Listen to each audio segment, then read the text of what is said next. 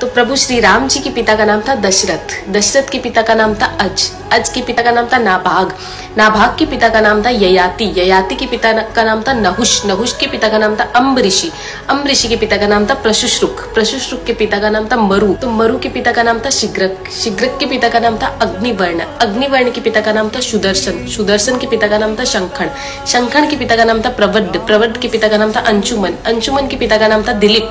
दिलीप के पिता का नाम था भागीरथ, ये वही भागीरथ है जो गंगा को पृथ्वी पर लेके आए थे, जिसको भागीरथी के नाम से भी जाना जाता है। राजा भागीरथ के पिता का नाम था कुकुस्थ, कुकुस्थ के पिता का नाम था रघु, ये रघु वही राजा है जिनके नाम पर ये रघुकुल पड़ा, क्योंकि ये बहुत ही पराक्रमी और तेजस्वी राजा थे। आज भी कहा जाता है कि रघुकुल रीत सदा चली आई, प्राण जाए पर वचन न जाए। तो राजा रघु के पिता का नाम था राजा असमंज, राजा असमंज के पिता का नाम था राजा सगर, राजा सगर के पिता का नाम था राजा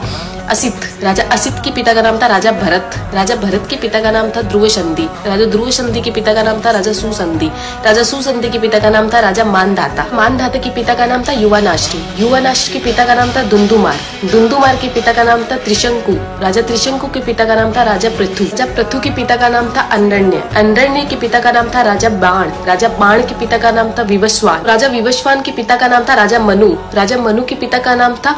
इक्ष्वाकु, इक्ष्वाकु के पिता का नाम था राजा कुक्षी, राजा कुक्षी के पिता का नाम था राजा विकुक्षी, राजा विकुक्षी के पिता का नाम था राजा कश्यप, राजा कश्यप के पिता का नाम था राजा मरीचि, राजा मरीचि के पिता का नाम था ब्रह्मा जी। तो इस हिसाब से हमारे प्रभु श्री राम जी ब्रह्मा जी की 39वीं पीढ़ी है, 39th। तो ज्यादा से ज्यादा ये वीडियो शेयर कीजिए, क्योंकि आने वाला इतिहास ये नहीं बोलना चाहिए कि सनातनियों को मुगलों का इतिहास तो पता था और खुद का इतिहास नहीं पता था। तो ज्यादा से ज्यादा इस वीडियो को शेयर कीजिए। जय श्री राम।